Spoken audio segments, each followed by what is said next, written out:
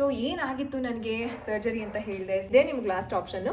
ಕೂತ್ಕೊಳ್ಳೋಕ್ಕಾಗಲ್ಲ, ನಿಂತ್ಕೊಳ್ಳೋಕ್ಕಾಗಲ್ಲ, ನಡೆಯೋಕ್ಕಾಗಲ್ಲ, ಏನು ಕೆಲಸನೂ ಮಾಡೋಕ್ಕಾಗಲ್ಲ, ಅಷ್ಟು ನೋವಾಗ್ತಿತ್ತು. ನಮ್ಮ ಮಕ್ಕಳ ವಿಷಯಕ್ಕೆ ಯಾರೇ ಬಂದ್ರು ನಾನು ಬಿಡಲ್ಲ.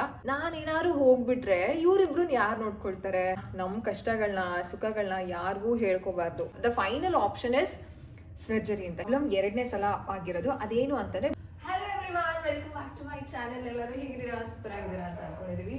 ಇದೇ ಔಟ್ಫಿಟ್ ನಾನು ಹೇಳಿದ್ದು ಆದಿತಿ 3rd ಇಯರ್ ಬರ್ತ್ಡೇಗೆ ನಾವಿಬ್ರು ವಿನ್ನಿಂಗ್ ಮಾಡಬೇಕು ಅಂತ ಇದೇ ಔಟ್ಫಿಟ್ನ ತಗೊಂಡಿದ್ದು. ಸೊ ಪ್ಯಾಂಟ್ ಇದು ನನಗೆ ಸ್ವಲ್ಪ ಟೈಟ್ ಆಗ್ತಿತ್ತು, ಸೊ ನಾನು ಬೇರೆ ಪ್ಯಾಂಟ್ನ ಇದಕ್ಕೆ ಮ್ಯಾಚ್ ಮಾಡ್ಕೊಂಡಿದ್ದೀನಿ. ಸೊ ಆದಿತಿ ಔಟ್ಫಿಟ್ ಇದು ಸೂಪರ್ ಆಗಿದೆ ಡ್ರೆಸ್ಸು. ಸೊ ಕೋಟ್ ಜೊತೆಗೆ ಈ ಒಂದು ಶಾರ್ಟ್ ಕ್ರಾಪ್ ಟಾಪ್ ಬರುತ್ತೆ, ಅದ್ರ ಜೊತೆಗೆ ಪ್ಯಾಂಟು. ಆ್ಯಕ್ಚುಲಿ ನನ್ನ ಪ್ಯಾಂಟಲ್ಲೂ ಇದೇ ರೀತಿ ಇದಿದೆ ಲೇಸ್, ಬಟ್ ನನಗೆ ಅದು ಟೈಟ್ ಆಗುತ್ತೆ ಅಂತ ಅಂದ್ಬಿಟ್ಟು ನಾನು ಹಾಕೊಂಡಿಲ್ಲ. ಇವಾಗ ಒಂದು ನಾನು ಕಂಡಂತಹ ಕೆಲವು ಸತ್ಯಗಳು about parenting in this 3 years ಅಂತ ಒಂದು ವಿಡಿಯೋ ಮಾಡಿದ್ದೆ ಇನ್ಸ್ಟಾಗ್ರಾಮ್ಗೆ. ಅದನ್ನು ನಾನು ರೀಲ್ ಶೇರ್ ಮಾಡ್ತೀನಿ ವೆರಿ ಸೂನ್. ಇವತ್ತು ನಾನು ಯಾಕೆ ವಿಡಿಯೋ ಮಾಡ್ತಾಯಿದ್ದೀನಿ ನಿಮ್ಮ ಜೊತೆ, ನಾನು ಹೇಳಿದೆ ಅಲ್ಲ, ಒಂದು ನಿಮಿಷ ಒಂದು ಸ್ವಲ್ಪ ಕ್ಯಾಮ್ರಾ ಮೇಲ್ ಮಾಡಿಬಿಡ್ತೀನಿ. ನಾನು ಹೇಳಿದೆ ಅಲ್ಲ ನಿಮಗೆ ಏನು ಈ ರೀತಿ ಔಟ್ಫಿಟ್ನ ತೊಗೊಂಡಿದ್ದೀನಿ, ಅದರ ಜೊತೆ ಅದನ್ನು ಶೇರ್ ಮಾಡ್ತೀನಿ ಅಂತ. ಸೊ ಇದು ಔಟ್ಫಿಟ್ ತೊಗೊಂಡಿದ್ದು ತುಂಬ ಏನಂತ ಹೇಳೋದು, ನೀವು ಹಿಂಗೂ ಇರ್ತಾರ ಅಂತ ಯೋಚನೆ ಮಾಡ್ತೀರಾ ನನ್ನ ಬಗ್ಗೆ, ಅದ್ರ ಬಗ್ಗೆ ಹೇಳ್ತೀನಿ. ಅದಕ್ಕಿಂತ ಮುಂಚೆ ಸಾಕಷ್ಟು ಮೆಸೇಜಸ್ಸು, ಯಾಕೆ ಇನ್ಸ್ಟಾಗ್ರಾಮಲ್ಲಿ ಆ್ಯಕ್ಟಿವ್ ಆಗಿಲ್ಲ, ಯಾಕೆ ಡೈಲಿ ನೀವು ವಿಡಿಯೋನ ಅಪ್ಲೋಡ್ ಮಾಡ್ತಿಲ್ಲ ಅಂತ ತುಂಬ ಮೆಸೇಜ್ ಮಾಡ್ತಿದ್ದೀರಾ. ಥ್ಯಾಂಕ್ ಯು ಸೋ ಮಚ್ ನಿಮ್ಮ ಪ್ರೀತಿಗೆ. ಕೆಲವ್ರಿಗೆ ಅನ್ನಿಸ್ಬೋದು ಏನು ಯಾವಾಗಲೂ ಹಿಂಗೆ ಹೇಳ್ತಾರೆ ಅಂತ, ಬಟ್ ಏನು ಗೊತ್ತಾ, ಎಲ್ಲರೂ ಇದ್ದಾಗ ಯಾರೂ ಇಲ್ಲದೇ ಇರೋ ಥರ ಜೀವನ ಮಾಡೋದು ತುಂಬಾ ಕಷ್ಟ. ಸೀರಿಯಸ್ಲಿ ತುಂಬ ಕಷ್ಟ ಆಗುತ್ತೆ. ಯಾಕಂತಂದರೆ ಇಟ್ ಇಸ್ ಲೈಕ್ ಏನು ಕಂದ ನವಿಲು ಬಂತ ನೋಡಿ. ಇಟ್ ಇಸ್ ಲೈಕ್ ಏನು ಗೊತ್ತಾ, ಈಗ ಯಾರೋ ಒಬ್ಬರು ಯಾರ್ದೋ ಒಂದು ಪ್ರೀತಿ ನೋಡ್ತೀವಿ ಅಂತ ಅನ್ಕೊಳ್ಳಿ. ಯಾರ್ದೋ ಅಂದರೆ ಇವಾಗ ಎದುರುಗಡೆ ಮನೇಲಿ ಅಂತ ಅನ್ಕೊಳ್ಳಿ. ಸೊ ಅವ್ರನ್ನೆಲ್ಲ ಚೆನ್ನಾಗಿ ನೋಡ್ಕೋತಿದ್ದಾರೆ, ಅವ್ರ ಮಕ್ಕಳನ್ನ ಬೇರೆಯವರು ಅವರ ಒಂದು close circle, 2nd circle, 3rd circle ಅವರೆಲ್ಲ ಚೆನ್ನಾಗಿ ನೋಡ್ಕೋತಿದ್ದಾರೆ ಅಂತಂದಾಗ, ಅಯ್ಯೋ ನನ್ನ ಮಕ್ಳಿಗೆ ಯಾಕಿದಿಲ್ಲ ಹಾಗಂತ ನಾನೇನು ಅನಾಥೆ ಅಲ್ಲ, ನನ್ನ ಗಂಡ ಏನು ಅನಾಥೆ ಅಲ್ಲ, ಎಲ್ಲರೂ ಇದು. And it is not like ನಮ್ಮದೇ ತಪ್ಪು ಅಥವಾ ಅವ್ರದ್ದೇ ತಪ್ಪು ಅಂತ ಇಲ್ಲ. ಕೆಲವು ಮನಸ್ತಾಪಗಳು ಅದನ್ನು ಸರಿ ಮಾಡ್ಕೊಳ್ಳೋಕ್ಕೆ ನಾವು ಟ್ರೈ ಮಾಡಿದ್ರು ಅದು ಸರಿ ಆಗ್ತಿಲ್ಲ. ಸೊ ಅದೊಂದು ಕಾರಣಕ್ಕೆ ಒಂದೊಂದ್ಸಲ ಬೇಜಾರಾಗುತ್ತೆ. ಈ ಥರ ಪ್ರೀತಿ ತೋರ್ಸಕ್ಕೆ ಯಾಕಕ್ಕ ನೀವು ಆ್ಯಕ್ಟಿವ್ ಆಗಿಲ್ಲ, ನೀವು ಆರಾಮಾಗಿದ್ದೀರಾ, ನೀವು ರೆಸ್ಟ್ ಮಾಡಿ ಅಂತ ಎಲ್ಲ ಕೇಳ್ತೀರಲ್ಲ. So it feels so good. Okay. So ಏನಾಗಿತ್ತು ನನಗೆ ಸರ್ಜರಿ ಅಂತ ಹೇಳಿದೆ. ಸರ್ಜರಿ ಆಗುತ್ತಾ ಆಗಲ್ವಾ ಏನು ಅಂತ ಫಸ್ಟಿಗೆ ಹೇಳ್ಬಿಡ್ತೀನಿ. ಒಂದು ನಿಮಿಷ ಲಿಟಲೇ ಮಲ್ಕೊಂಡಿದ್ದಾರೆ, ಅವರು ಎದ್ದಿದ್ದಾರ ಅಂತ ನೋಡ್ಕೊಂಡು ಬರ್ತೀನಿ. ಎಸ್, ನನಗೆ ಈ ಒಂದು ಪ್ರಾಬ್ಲಮ್ 2ನೇ ಸಲ ಆಗಿರೋದು. ಅದೇನು ಅಂತಂದರೆ ಬಾರ್ತೋಲಿಯನ್ ಸಿಸ್ಟ್ ಅಂತ. ಇದು ಒಂದು ಸಿಸ್ಟ್, ಅದ್ರ ಪಿಕ್ಚರ್ ನಿಮಗೆ ಪಕ್ಕದಲ್ಲಿ ಹಾಕಿರ್ತೀನಿ, ನಾನು ಎಕ್ಸ್ಪ್ಲೈನ್ ಮಾಡೋಕ್ಕಾಗಲ್ಲ ಅದೆಲ್ಲ. ಸೊ ಅದಕ್ಕೋಸ್ಕರ ಓಕೆನಾ. ಸೊ ಇದು ನನಗೆ ಒಂದು ಲಿಟಲೇ ಹುಟ್ಟೋದಕ್ಕಿಂತ ಮುಂಚೆ, ಲಿಟಲೇ ಪ್ರೆಗ್ನೆನ್ಸಿ ಆಗೋದಕ್ಕಿಂತ ಒಂದು 3-4 months ಬ್ಯಾಕ್ ಆಗಿತ್ತು. ಆವಾಗ್ಲೂ ಇಟ್ ವಾಸ್ ಸೋ ಪೇನ್ಫುಲ್. ಕೂತ್ಕೊಳ್ಳೋಕ್ಕಾಗಲ್ಲ, ನಿಂತ್ಕೊಳ್ಳೋಕ್ಕಾಗಲ್ಲ, ನಡೆಯೋಕ್ಕಾಗಲ್ಲ, ಏನು ಕೆಲಸನೂ ಮಾಡೋಕ್ಕಾಗಲ್ಲ, ಅಷ್ಟು ನೋವಾಗ್ತಿತ್ತು. ಆವಾಗ ಮಾತ್ರೆಯಲ್ಲೇ ಎಲ್ಲ ಕಡಿಮೆ ಆಯಿತು. It was fine. ಈಗನೂ ಅದೇ ಪ್ರಾಬ್ಲಮ್ ಆಗಿತ್ತು. ಆ್ಯಂಡ್ ಯಾಕೆ ಇದೇ ರೀತಿ ಆಗ್ತಿದೆ ಅಂತ ಡಾಕ್ಟರ್ ಹೇಳಿದಾಗ, the final option is surgery ಅಂತ ಹೇಳಿದ್ರೆ ಆ ಫೋನ್ ಲೈಕ್ ಆನ್ಲೈನ್ ಕನ್ಸಲ್ಟೇಷನಲ್ಲಿ. ಇವಾಗ ಸರ್ಜರಿನಾ, ಲಿಟಲ್ನ ಯಾರು ನೋಡ್ಕೋತಾರೆ, ಅದಿತಿನ ಯಾರು ನೋಡ್ಕೋತಾರೆ, ಪಾಪ ಕ್ರೂವಿ ಎಲ್ಲ ಇಬ್ಬರು ಹೆಂಗೆ ಮೇಂಟೈನ್ ಮಾಡ್ತಾರೆ. ನಾನು ಆಬ್ವಿಯಸ್ಲಿ ಆ ಥರ ಆಪ್ರೇಷನ್ ಎಲ್ಲ ಆದಾಗ, ಇದು ವಜೈನಾದಲ್ಲಾಗಿರೋದು ಬಾರ್ತೋಲಿಯನ್ ಸಿಸ್ಟು. ಆಪ್ರೇಷನ್ ಅಂತಂದರೆ ಏನಪ್ಪ, ಮೈನರ್ ಆಪ್ರೇಷನ್, ಬೆಳಗ್ಗೆಯಿಂದ ಸಂಜೆವರೆಗೂ ಮುಗ್ದೋಗ್ಬಿಡುತ್ತೆ. ಆಬ್ವಿಯಸ್ಲಿ ನೋವು ತಿನ್ಬೇಕಲ್ಲ. ನಾನು ಏನಪ್ಪ ತುಂಬ ಭಯ ಆಗೋಗ್ಬಿಟ್ಟಿತ್ತು. ಆಮೇಲೆ ಡಾಕ್ಟರ್ ಆನ್ಲೈನ್ ಕನ್ಸಲ್ಟೇಷನ್ ಮಾಡಿದ್ದು ಇದು ಪ್ರಿಸ್ಕ್ರೈಬ್ ಮಾಡಿದ್ರು ಟ್ಯಾಬ್ಲೆಟ್ಸ್ನೆಲ್ಲ. ಸೊ ಟ್ಯಾಬ್ಲೆಟ್ಸ್ನೆಲ್ಲ ತೊಗೊಂಡೆ. ಅದು ಎಷ್ಟು ದಪ್ಪ ಇತ್ತು ಗೊತ್ತಾ, ನಿಂಬೆಹಣ್ಣಿಗಿಂತ ಇನ್ನೊಂದು ಸ್ವಲ್ಪ ಚಿಕ್ಕದು ಅಂತ ಅಂದ್ಕೊಳ್ಳಿ, ಅಷ್ಟು ದಪ್ಪ ಇತ್ತು. ಸೀರಿಯಸ್ಲಿ ಎಷ್ಟು ಪೇನ್ ಅಂತಂದರೆ, ಓ ಮೈ ಗಾಡ್, ಒಂದು ಸ್ವಲ್ಪ ನಿಂತ್ಕೊಳ್ಳೋಕ್ಕಾಗಲ್ಲ, ಏನೂ ಮಾಡೋಕ್ಕಾಗಲ್ಲ. But I was doing all Aditi chores and little chores. ಯಾಕಂತಂದರೆ ನಿಮಗೆ ಗೊತ್ತಲ್ಲ, ನನಗೆ ಯಾರ ಹತ್ರನೂ ಸಪೋರ್ಟ್ ಕೇಳೋದಕ್ಕೆ ಇಷ್ಟ ಇಲ್ಲ. ಇಲ್ಲಿ ಮುಂದೆ ಮಾಡ್ತಾರೆ, ಹಿಂದೆಗಡೆ ಅಯ್ಯೋ ನಾವೇ ಬೇಕಿತ್ತಾ ಅಂತ ಎಲ್ಲ ಮಾತಾಡ್ತಾರೆ, ಅದೆಲ್ಲ ಬೇಡ ನನಗೆ. ಸೊ ಅದಕ್ಕೋಸ್ಕರ ಬ್ಯಾಕ್ ಅಂತ ಅದೇನು ಅಲ್ಲಿ ನೋಡ್ಕೊಂಡು ಮೂಲೆಯಲ್ಲಿ ನೋಡ್ಕೊಂಡು ಕೂತವ್ರೆ, ಬರಲಿ ನಂಗೆ ಹತ್ರ ಹೊಟ್ಟೆ ಹೊಡೆದು ಬಿಡುತ್ತೆ. ಇಲ್ಲಿ ತಿರ್ಕೊಳ್ಳಿ, ಮಾತಾಡೋಣ ನಾವು. ಸೊ ಅಷ್ಟು ನೋವಿತ್ತಾ. ಆಮೇಲೆ ಮಾತ್ರೆ ಮೊನ್ನೆ ನಾನು ಹೇಳಿದೆ ಅಲ್ಲ, ಅದು ಡಾನ್ಸ್ದು ಒಂದು ವ್ಲಾಗಲ್ಲಿ ಹಾಸ್ಪಿಟಲ್ಗೆ ಹೋಗ್ತಿದ್ದೀನಿ ಅಂತ. ಡಾಕ್ಟರ್ ಏನು ಹೇಳಿದ್ರು ಅಂತಂದರೆ, ದಪ್ಪ ಇರೋದು ಕಡಿಮೆ ಆಗಿತ್ತು. ಓಕೆ, ನಾನು ಸ್ವಲ್ಪ ಕಡಿಮೆ ಆಗಿದೆ, ಇದು ಕಡಿಮೆ ಆಗುತ್ತೆ, ಇನ್ನೊಂದು ಸಲ ಬಂದರೆ ನಾವು ಸರ್ಜರಿಗೆ ಹೋಗೋಣ, ಇವಾಗೇನು ಬೇಡ ಅಂತ ಹೇಳಿದ್ರು. ಆ್ಯಂಡ್ ಅದು ಬಾರ್ತೋಲಿಯನ್ ಸಿಸ್ಟಮ್ ಅನ್ನೋದು ಒಂದು ಸಲ ಬಂದರೆ ಬರ್ತಾನೆ ಇರುತ್ತೆ. ಆ್ಯಂಡ್ ಗೂಗಲಲ್ಲೆಲ್ಲ ನೀವೆಲ್ಲ ಚೆಕ್ ಮಾಡೋಕ್ಕೆ ಹೋಗ್ಬಿಡಿ, ಅದು ಏನಂತ ತೋರಿಸುತ್ತೆ ಗೊತ್ತಾ, ಹೈಜೀನ್ ಇಲ್ಲ ಅಂತ ಅಂದರೆ ತೋರಿಸುತ್ತೆ, ಅಥವಾ SIT ಅಂತ ಹೇಳ್ತಾರೆ, ಸೆಕ್ಷುಲಿ ಇಂಟರ್ಕೋರ್ಸ್ ಇನ್ಫೆಕ್ಷನ್ಸ್ ಅಂತ, ಅದೆಲ್ಲ ಏನೂ ಇಲ್ವಂತೆ. ಎಲ್ಲರಿಗೂ ಈಗ ನಮಗೆ ಥೈರಾಯ್ಡ್ ಗ್ಲ್ಯಾಂಡ್ ಹೇಗಪ್ಪ ಎಲ್ಲರಿಗೂ ಇರುತ್ತೆ, ಕೆಲವ್ರಿಗೆ ಯಾಕೆ ಥೈರಾಯ್ಡ್ ಬರುತ್ತೆ, ಅದೇ ರೀತಿ ಎಲ್ಲರಿಗೂ ಬಾರ್ತೋಲಿಯನ್ ಸಿಸ್ಟ್ ಇರುತ್ತೆ. ಅದು ಅದರ ಲೂಬ್ರಿಕೇಶನ್ ಕ್ರಿಯೇಟ್ ಮಾಡುತ್ತೆ. ಸೊ ಈ ಒಂದು ಸಿಸ್ಟು ಅಲ್ಲಿ ಕ್ಲಾಗ್ ಆಗಿ ಗಂಟಾಗಿ ಸಿಸ್ಟ್ ಗೆಡ್ಡೆ ಥರ ಆಗುತ್ತೆ ಅಷ್ಟೇನೆ. ಇದೇನು ದೊಡ್ಡ, ನಂಗೆ ಆ್ಯಕ್ಚುಲಿ ನಿಜವಾಗ್ಲೂ ಎಷ್ಟು ನೋವು ತಿಂದ್ಬಿಟ್ಟಿದ್ದೀನಿ ಗೊತ್ತಾ. ಫಸ್ಟ್ ಟೈಮ್ ಬಂದಾಗ ಏನೋ ಬಿಡು ಕ್ಯೂರ್ ಆಗೋಯ್ತು, ಸೆಕೆಂಡ್ ಟೈಮು ಬಂತ, ಇಬ್ಬರು ಮಕ್ಕಳು. ನನಗೇನಾರ ಈಗೇನೇನೋ ಹೇಳ್ತಾರೆ ಗೊತ್ತಾ, ಕ್ಯಾನ್ಸರು ಅದು ಇದು, ನನಗೇನಾರ ಆಗಿಬಿಟ್ರೆ I was like literally imagine ಕೂದಲೆಲ್ಲ ಉದುರುತ್ತೆ. ನನಗೆ ನಾನು ಆ ಥರ ಯೋಚನೆ ಅಲ್ಲ ನನಗೆ, ನಾನೇನಾದ್ರು ಹೋಗ್ಬಿಟ್ರೆ ಇವರಿಬ್ರು ಯಾರು ನೋಡ್ಕೊಳ್ತಾರೆ, ಯಾರು ಕೈ ಕೆಳಗಡೆ ಬಿಟ್ಟು ಹೋಗೋದು, ಕೃವಿ ಥರ ಎಷ್ಟು ಹೇಳ್ಕೊಂಡು ಹತ್ತಿದ್ದೀನಿ ಗೊತ್ತಾ. ಇದೇ ವಿಷಯ ಕೇಳೋದಕ್ಕೋಸ್ಕರ ತುಂಬ ಹತ್ರದವ್ರಿಗೆ ಎಷ್ಟು ಸಲ ಫೋನ್ ಮಾಡಿದೆ ಗೊತ್ತಾ, ಅವ್ರು ಫೋನ್ ರೆಸ್ಪಾಂಡೇ ಮಾಡಲ್ಲ. ಬಿಕಾಸ್ ಅವ್ರಿಗೆ ಈ ಥರ ಪ್ರಾಬ್ಲಮ್ ಆಗಿತ್ತು ಅನ್ನೋದು ನನಗೆ ಗೊತ್ತಿದೆ. ಅದಕ್ಕೋಸ್ಕರ ಆವಾಗ ಕೃವಿ ಒಂದೇ ಹೇಳಿದ್ದು, ಏನೂ ಆಗಲ್ಲ, ಏನೇ ಆದರೂ ನಾನು ಸರಿ ಮಾಡಿಸ್ತೀನಿ, ಸುಮ್ಮನೆ ಇರು, ಏನೂ ಆಗಲ್ಲ ಅಂತ. ಎಷ್ಟು ಯೋಚನೆ ಗೊತ್ತಾ, ಈ ಇಬ್ಬರು ಪುಟ್ಟಕ್ಕಂದನ್ನ ಎಲ್ಲಿ ಬಿಟ್ಟು ಹೋಗೋದು. Only mom can understand this.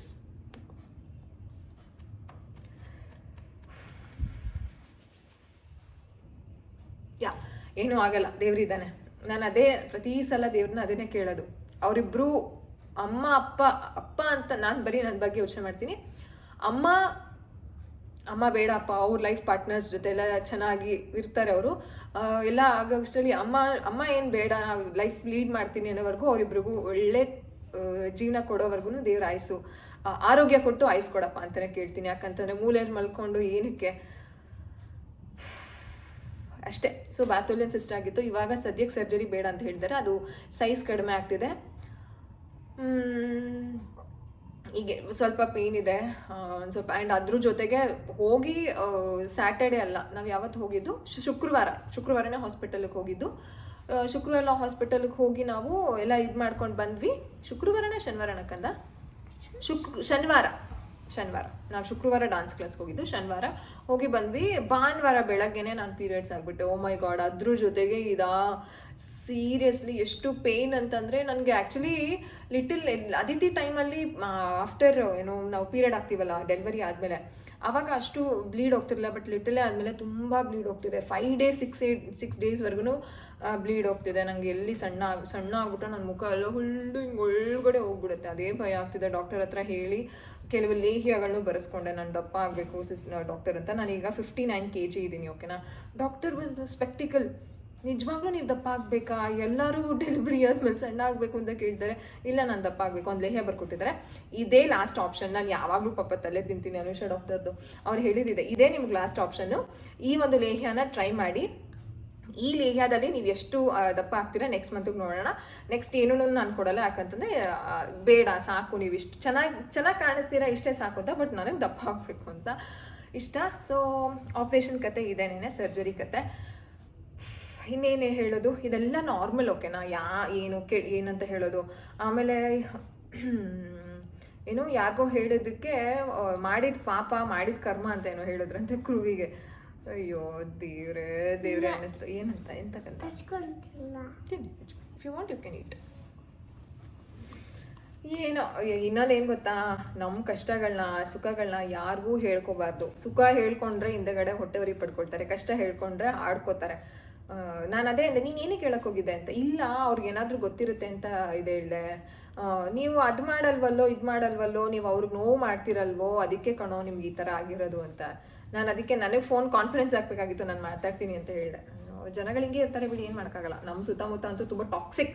ನೀವು ನಂಬ್ತಿರೋ ನಂಬಲ್ವೋ, ನಾನು ಇರುವಂತಹ ಜಾಗ where I am standing now, it's a very very very very very toxic place.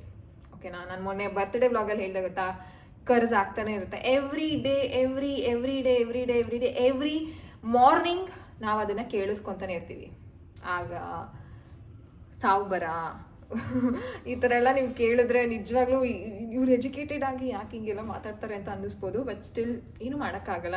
ಏನು ಗೊತ್ತಾ, ಒಂದು ಕೆಟ್ಟದಿರುತ್ತೆ ಅಂತಂದರೆ ಒಂದು ಒಳ್ಳೇದು ಇರುತ್ತೆ. ನಾನೇನು ಯೋಚನೆ ಮಾಡೋದು ಅಂತಂದರೆ, ನನ್ನ ಮಕ್ಕಳ ವಿಷಯಕ್ಕೆ ಯಾರೇ ಬಂದರೂ ನಾನು ಬಿಡಲ್ಲ. ಅವ್ರು ನನಗೆ ಏನು ಅಂದ್ಕೊಂಡ್ರು ಐ ಡೋಂಟ್ ಮೈಂಡ್. ಯಾಕಂತಂದರೆ ನಾನು ಯಾರಿಗೂ ಕೆಟ್ಟದ್ದು ಮಾಡಿಲ್ಲ. ಈ ಕ್ಷಣಕ್ಕೂ ಈ ಮನೆಗೋಸ್ಕರ, ಈ ಒಂದು ಇದಕ್ಕೋಸ್ಕರ ನಾನು ಒಳ್ಳೇದೇ ಮಾಡ್ತಾಯಿದ್ದೀನಿ. ಅಷ್ಟೇ ನಾನು ಯೋಚನೆ ಮಾಡೋದು. ಆ್ಯಂಡ್ ತುಂಬ ಜನ ಕೇಳ್ತಿದ್ರೆ ನಿಮ್ಮ ಫ್ಯಾಮಿಲಿ ಬಗ್ಗೆ ಹೇಳಿ ಅಂತ. ಯಾಕೆ ಗಾಯ್ಸ್ ನೀವು ನನ್ನ ಫ್ಯಾಮಿಲಿ ಬಗ್ಗೆ ಯೋಚನೆ ಮಾಡ್ತೀರಾ? ಬೇಡ. ನಮ್ಮ ಫ್ಯಾಮಿಲಿ ಅಂತಂದರೆ ನಾವು 4 ಜನ. ಈ ಪುಟ್ಟು ಆ ಪುಟ್ಟು ನಾನು ಕೃವಿ 4 ಜನ ನಮ್ಮ ಫ್ಯಾಮಿಲಿ ಅಂತಂದರೆ. ಅಷ್ಟು ಪ್ರೀತಿ ತೋರಿಸಿದ್ದೀರಾ, ಅಷ್ಟೇ ಸಾಕು ನಿಮಗೆ. ಬೇರೆಯವ್ರ ಬಗ್ಗೆ ದಯವಿಟ್ಟು ನೀವೇನಾದರೂ ಅವ್ರ ಬಗ್ಗೆ ನಾನು ನಿಮಗೆ ಹೇಳಿಬಿಟ್ರೆ ಲಿಟ್ರಲಿ ಯಪ್ಪ ನೀವು ಬೇಡ, ಆ ಥರ ಟಾಕ್ಸಿಕ್ ಇದೆ, ಬೇಡ. ಅವ್ರ ಬಗ್ಗೆ ಎಲ್ಲ ನಾನು ಹೇಳೋದು ಇಲ್ಲ. ಅಂಥವ್ರಿಗೂ ಅವ್ರ ಬಗ್ಗೆ ನಾನು ಯಾಕೆ ಮಾತಾಡಲಿ? ಬೇಡ, ನೀವು ಕೇಳಬೇಡಿ, ಯಾವತ್ತೂ ಕೇಳಬೇಡಿ. ನಾನು ಯಾವತ್ತೂ ಹೇಳೋದು ಇಲ್ಲ. ಹರ್ಟ್ ಅಂತೂ ದಿನ ಆಗ್ತಾ ಇರುತ್ತೆ. ಈ ಎನ್ವೈರ್ಮೆಂಟಲ್ಲಿ ಇವರಿಬ್ಬರನ್ನ ಒಳ್ಳೆ ರೀತಿ ಬೆಳೆಸ್ಬೇಕು ಅನ್ನೋದೇ ಇಲ್ಲಿವರೆಗೂ ಒಳ್ಳೆ ರೀತಿಲೇ ಬೆಳೆಸ್ಕೊಂಡು ಬಂದಿದ್ದೀನಿ. ಏನೇ ನೆಗೆಟಿವ್ ಬಂದ್ರೂ, ನಾನು ಕೆಟ್ಟವಳಾದರೂ ನಾನು ಒಂದೇ ಯೋಚನೆ ಮಾಡೋದು, ಕೃವಿನೂ ಒಂದೇ ಹೇಳೋದು, ಯಾರಿಗೆ ಒಳ್ಳೆಯವರಾಗಿ ಏನೂ ಅವಶ್ಯಕತೆ ಇಲ್ಲ. ನಮ್ಮ ಮಕ್ಳಿಗೆ ನಾವು ಒಳ್ಳೆಯ ತಂದೆ ತಾಯಿ ಆದರೆ ಸಾಕು ಅಂತ ಅದನ್ನೇ ನಾವು ಫಾಲೋ ಮಾಡ್ತಿದ್ದೀವಿ ಅಷ್ಟೇ. ಸೊ ಬಾರ್ತೋಲಿಯನ್ ಸಿಸ್ಟರ್ಸ್ ಎಲ್ಲಿಂದ ಎಲ್ಲೋ ಹೋದೆ ನಾನು. ಪುಟ್ಟಿ, ನಾನು ಎಲ್ಲಿಂದ ಎಲ್ಲೋ ಒಂದು ಹೇಳ್ಬೇಕು ತಾನೇ ನೀನು.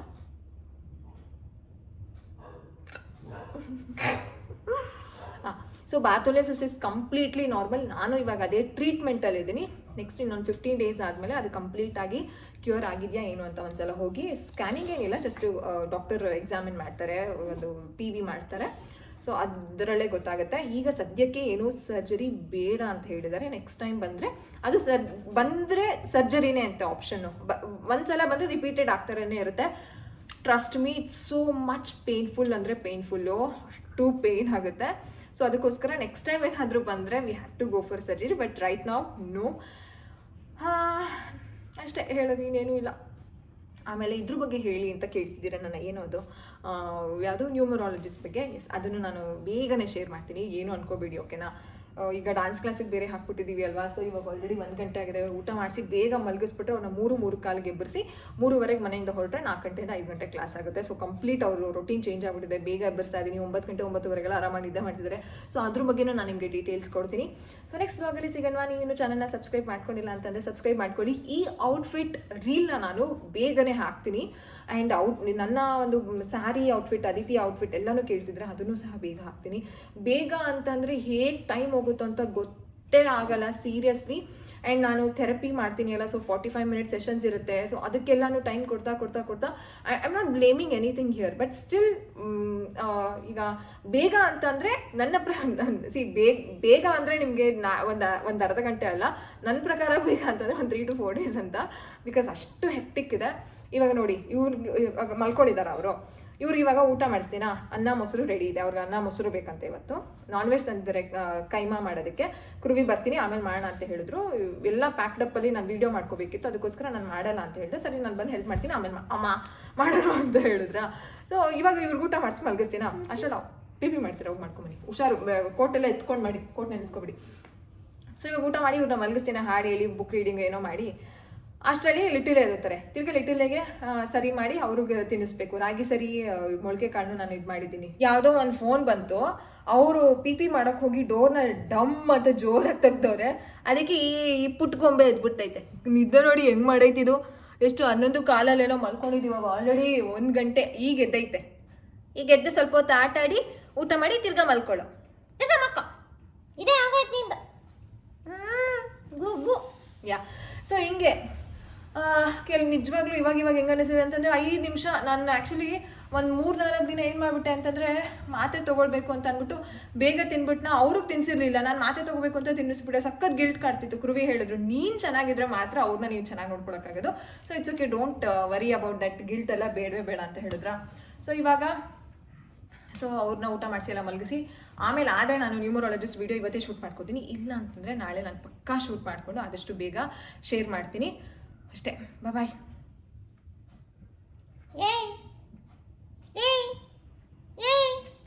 ಇದು ಹೆಂಗೈತೆ ನೋಡಿ, ಜುಬ್ಬಿದನ ಐತೆ.